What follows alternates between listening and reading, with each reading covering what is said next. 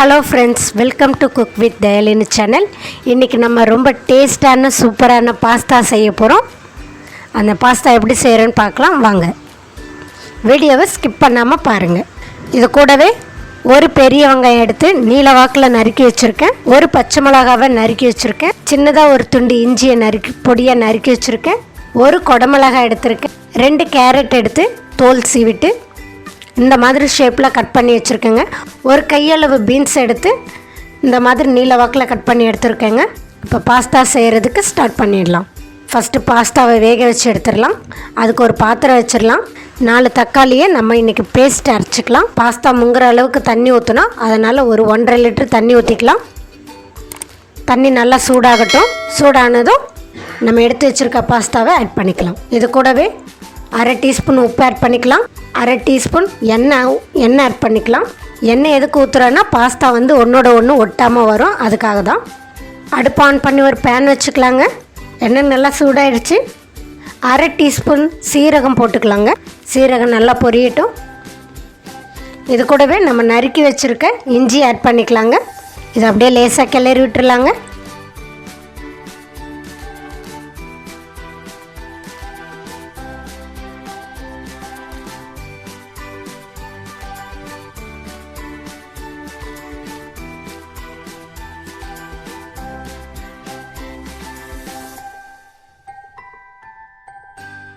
நறுக்கி வச்சுருக்க பச்சை மிளகாய் ஆட் பண்ணிக்கலாங்க.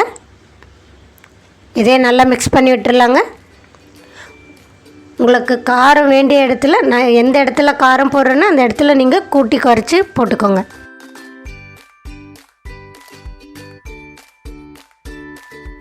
இப்போது நறுக்கி வச்சுருக்க வெங்காயத்தை ஆட் பண்ணிக்கலாங்க. இதே நல்லா மிக்ஸ் பண்ணி விட்டுருலாங்க.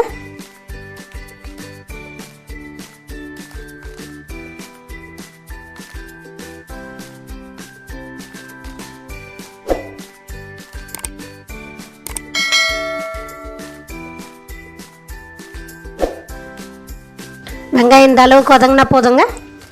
இப்போ நறுக்கி வச்சுருக்க பீன்ஸ் ஆட் பண்ணிக்கலாங்க. இது அப்படியே நல்லா கிளறி விட்டுருலாங்க.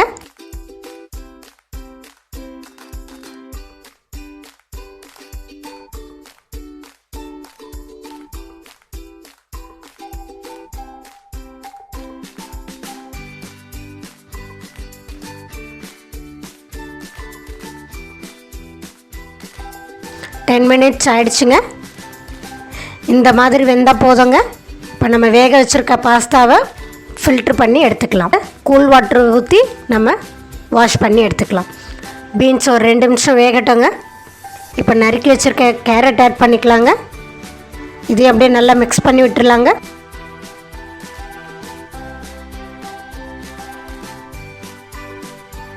பீன்ஸு கேரட்லாம் நல்லா வெந்துருச்சுங்க. இந்த ஸ்டேஜில் நம்ம நறுக்கி வச்சுருக்க குடமிளகாவை ஆட் பண்ணிக்கலாம். இதையும் நல்லா சேர்த்து கிளறி விட்டுடலாம்.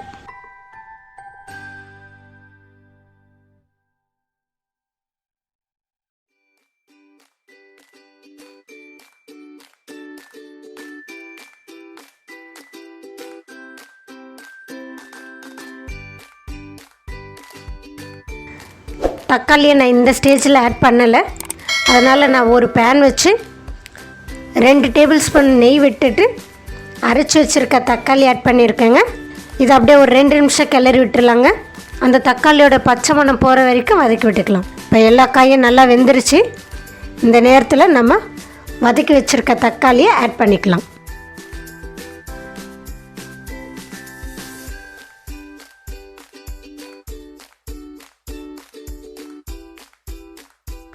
காயெல்லாம் நல்லா வெந்துருச்சுங்க. இந்த ஸ்டேஜில் பாஸ்தாவுக்கு தேவையான அளவு உப்பு ஆட் பண்ணிக்கலாங்க.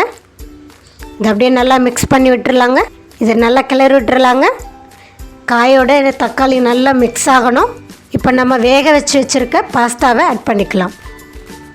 இதையும் நல்லா மிக்ஸ் பண்ணி விட்டுருலாங்க. பாஸ்தாவை போட்ட பிறகு ரொம்ப கிளறக்கூடாது. மேலாட்ட கிளறினா போதும். இந்த அளவுக்கு கிளறினா போதுங்க. இப்போ 1 டீஸ்பூன் மிளகுத்தூள் ஆட் பண்ணிக்கலாங்க. இது கூடவே நான் இன்றைக்கி ஆர்கானிக் ஆட் பண்ணியிருக்கேன். இது வந்து உங்களுக்கு நீங்கள் எப்போயாவது பீட்சா வாங்கினீங்கன்னா அப்போ சில்லி ஃப்ளக்ஸும் இதுவும் கொடுப்பாங்க. இந்த மாதிரி கொடுக்குறத வேஸ்ட் பண்ணாமல் எடுத்து வைங்க. இந்த மாதிரி பாஸ்தா செய்யும் போதும் இல்லை மேகி செய்யும் போது இது மாதிரி ஆட் பண்ணி செஞ்சிங்கன்னா டேஸ்ட் ரொம்ப நல்லாயிருக்கும். இது ஆப்ஷனல் தான், உங்களுக்கு வேண்டான்னா இதை அவாய்ட் பண்ணிவிடுங்க. மிளகுத்தூள் போதும்னா விட்டுருங்க. இது எல்லாத்தையும் நல்லா மிக்ஸ் பண்ணி விட்டுருலாங்க. இது கூடவே நான் கொஞ்சமாக சீஸை எடுத்து நல்லா துருவி வச்சுருக்கேன், அதையும் ஆட் பண்ணிக்கலாம்.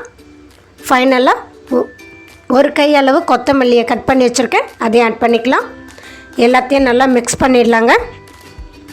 அவ்வளோதான் ஃப்ரெண்ட்ஸ், நம்மளுடைய பாஸ்தா, சீஸ் பாஸ்தா சூப்பராக ரெடி ஆகிடுச்சு. இதை வேறு ஒரு பவுலுக்கு ட்ரான்ஸ்ஃபர் பண்ணிடலாம். பார்க்கும் போதே சூப்பராக இருக்குது, வாசனையும் அவ்வளோ நல்லா வந்திருக்கு. சீஸ் உங்களுக்கு வேணும்னா போட்டுக்கலாம், ஆப்ஷனல் தான். சீஸ் போட்டிங்கன்னா அதோட டேஸ்ட் இன்னும் கொஞ்சம் நல்லாயிருக்கும், அதுக்காக தான் நான் போட்டிருக்கேன்.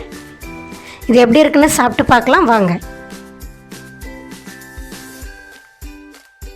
மற்றபடி நான் போட்டிருக்க ஐட்டம்லாம் போடுங்க, நான் பண்ண மெத்தட்லேயே பண்ணுங்கள், உங்களுக்கு பாஸ்தா சூப்பராக வரும்.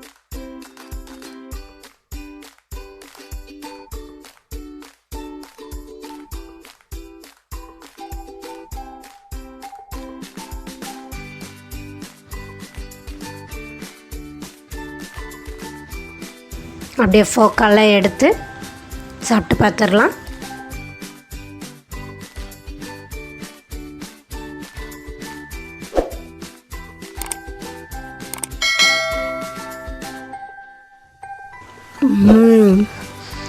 சூடாக இருக்குது, சூப்பராக இருக்குங்க, செம்ம டேஸ்ட்டாக வந்திருக்கு பாஸ்தா. அதில் போட்டிருக்க நம்ம அந்த மிளகுத்தூள், அந்த ஆர்கானோ, அது இல்லாமல் அந்த சீஸ் எல்லாம் போட்டிருக்கிறதுனால செம்ம டேஸ்ட்டாக வந்திருக்கு. இது சாப்பிட்றதுக்கு ரொம்பவே நல்லா இருக்குது. இதை காலையில் பிரேக்ஃபாஸ்ட்டாகவும் சாப்பிட்லாம், ஈவினிங் ஸ்நாக்ஸ் டைமில் கூட இதை மாதிரி செஞ்சு நீங்கள் சாப்பிட்லாம். ரொம்ப சூப்பராக வந்திருக்குங்க. ஓகே ஃப்ரெண்ட்ஸ், இந்த பாஸ்தா உங்களுக்கு பிடிச்சிருந்தால் லைக் பண்ணுங்கள், ஷேர் பண்ணுங்கள், கமெண்ட் பண்ணுங்கள், மறக்காமல் சப்ஸ்கிரைப் பண்ணுங்கள், மறக்காமல் அந்த பெல் பட்டனை கிளிக் பண்ணுங்கள். இதே மாதிரி ஒரு நல்ல ரெசிபியோடு உங்களை நாளைக்கு மீட் பண்ணுறேன்.